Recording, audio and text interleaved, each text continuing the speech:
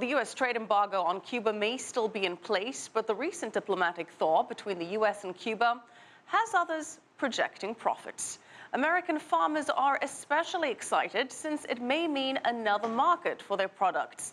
Now, a group representing the U.S. agricultural industry is in the island nation to push for the lifting of the embargo. CCTV's Kate Fisher reports on the high hopes and hurdles ahead.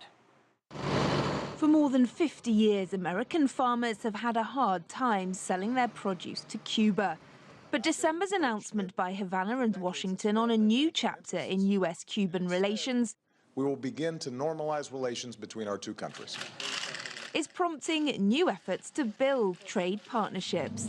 Though the U.S. has allowed agricultural exports to Cuba since 2000, they are limited and heavily regulated.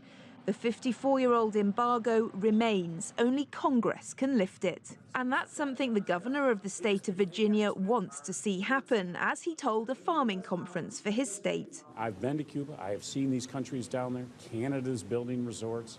China's over there looking at offshore drilling. I mean, other nations are all there selling their products.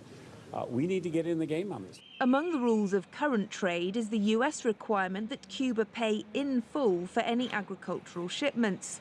That limits American farmers' ability to compete. They'd like that to change, as would Cuba's highest-ranking diplomat in the U.S., who also attended the Virginia Farming Conference. Now, the thing is, when you do go and trade, you need credits. Anyone in the world needs credit to accommodate your payments.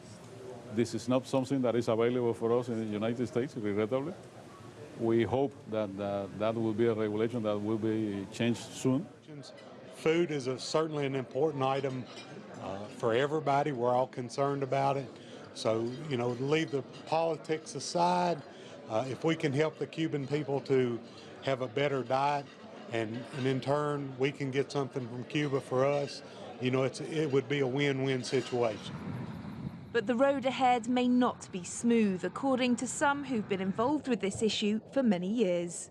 They need to be careful that they're going to get what they wish for. The process needs to be a slow one rather than an abrupt one, because saddling Cuba with more debt that it can't pay isn't good for Cuba, and it's not good for the United States.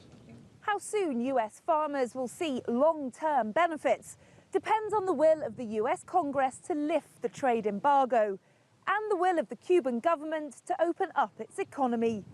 Kate Fisher, CCTV, Virginia.